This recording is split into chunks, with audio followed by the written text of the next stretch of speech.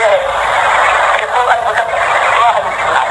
بچاؤ اللہ کے بندو اپنی جانوں کو اور اپنے اہلیان کو جہنم کے آگ سے جس کے اندر جانے کے بعد اور اس کے لیے دنیا ہے کہ اٹھو اللہ کے بندو، اللہ کا نام لے کر اٹھو، اللہ کے دین کو قبول کرنے کے بعد سنت کو مت راہ بناؤ اور اس کے بعد وہ نمازیں جہاں ہیں اسی انداز سے، وہ روزے ہے، وہ حج ہے، وہ زکات ہے، وہ ساری سنت اور پابندیاں ہیں، بالکل اسی انداز سے خلوص کے ساتھ پوری سمجھ اور ہوش و حواس کے ساتھ احساس کے ساتھ کام کیا جائے اور پھر اللہ کے بندوں کو دعوت دی جائے اور ان سے کہا جائے کل نفس ذائقۃ الموت، ہر نفس کو موت آنے والی ہے اور انما توفون اجورکم یوم القیامہ، آج دنیا کے اندر اگر کچھ فراقی ہے تو سمجھتے ہو کامیاب آئے ہو، میں اچھی بدلا تو قیامت کے دن اور دو شکلوں میں آئے گا، سمن جو ناری وہ جنت کا پکا جو اس دن آگ سے بچا کر جنت میں داخل کر دیا جائے وہ جیتا اور باقی سارے ہار گئے وہ حیات دنیا اللہ بتاؤ ضرور دنیا میں جو تم نے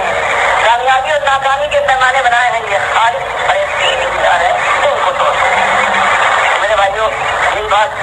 یہاں بھی کہنے آیا ہوں اور یہی دنیا والوں کے سامنے یہ سماج یہ سچی سے پہلے اس سے پہلے بھی خالص مایوسی کا وقت ہو، حسرت و یاد کا سما ہو اور کے اللہ سے توبہ کرے، پروردگار سے توبہ کرنے کے بعد اور پھر اللہ کے دین کو قبول کرنے کے بعد پھر میدان میں آج جو ہے اللہ کے نبی کا کبھی صحابہ آپ آئے ہیں تقریر فرمائیے، کھڑے ہوئے ہیں آپس میں اشارے کرنے کے بعد انہوں نے اشارہ کیا ہے اپنے ساتھی کو اور پیچھے سے میرا مارا ہے جو ان کے میں لگنے کے بعد سینے سے پار ہو گیا ہے، ان کا فوارہ پھوٹا ہے دل سے ہٹ جانے سے اور ان کی زبان سے بجائے اس کی تجارت اور مرامت سے کوئی بات نکلتی، بخاری مسلم روایت کرتے ہیں کہ خوشی سے بے قابو ہو کر کہتے ہیں اللہ اکبر فستو اصل کعبہ، مالک تیری کامیائی تیرا احسان مالک فستو اصل کعبہ، میں میرا دکانیاب ٹھہرا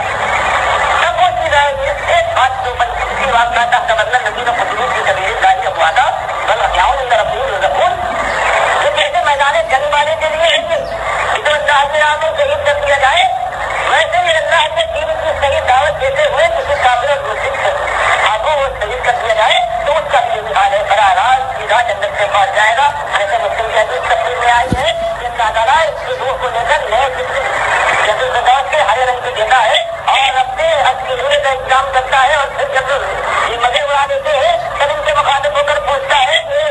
سنا تمہیں کچھ اور چاہیے؟ سارے کہتے ہیں کہ مالک سب کچھ مل گیا، سارے وعدے پورے ہو گئے، کوئی ایک تمنا نہیں ہے۔ تین بار سے پوچھنے کے بعد نبی صاحب فرماتے ہیں مسلم کی حدیث میں کہ پھر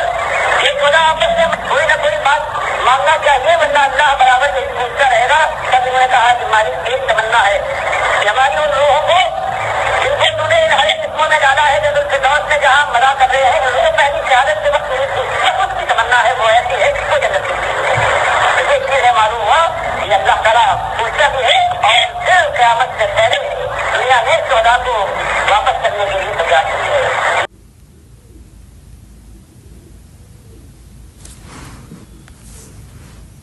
اس طرح سے قرآن میں آتا ہے حضرت ہود علیہ السلام یہی کہتے ہیں جو کچھ تم نے کیا ہے یہ تمہیں معلوم ہے اور بات تمہارے سامنے صاف آ گئی ہے